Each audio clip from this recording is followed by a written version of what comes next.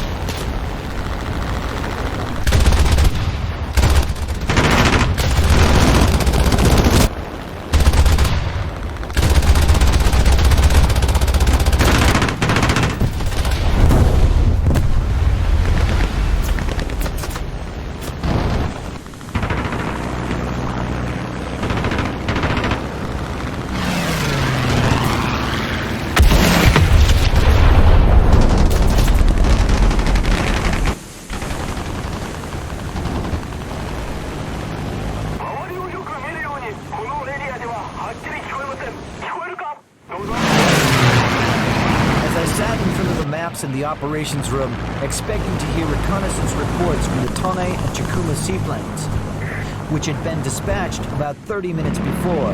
The first report from the Chikuma's plane came in. It read, "The enemy fleet is not in Lahaina anchorage. The enemy fleet is in Pearl Harbor." How pleased we were to receive this report. Instinctively, Admiral Nagumo and all of his staff officers looked at each other and could not suppress their smiles. The only thing remaining was to await the results of the attack. Vice Admiral Ryunosuke Kusaka, Chief of Staff, 1st Air Fleet.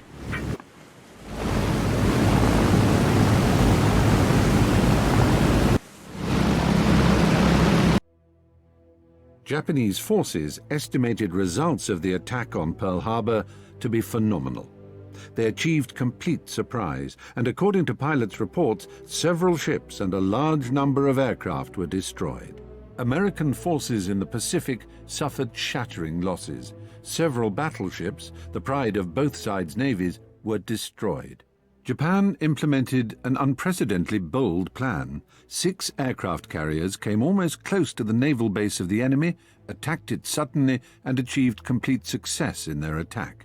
It was the real triumph for the Japanese Navy. Besides success in Pearl Harbor, the Japanese forces managed to occupy a small island of Wake, which was located in the middle of the Pacific Ocean and had a runway defended by a small marine garrison.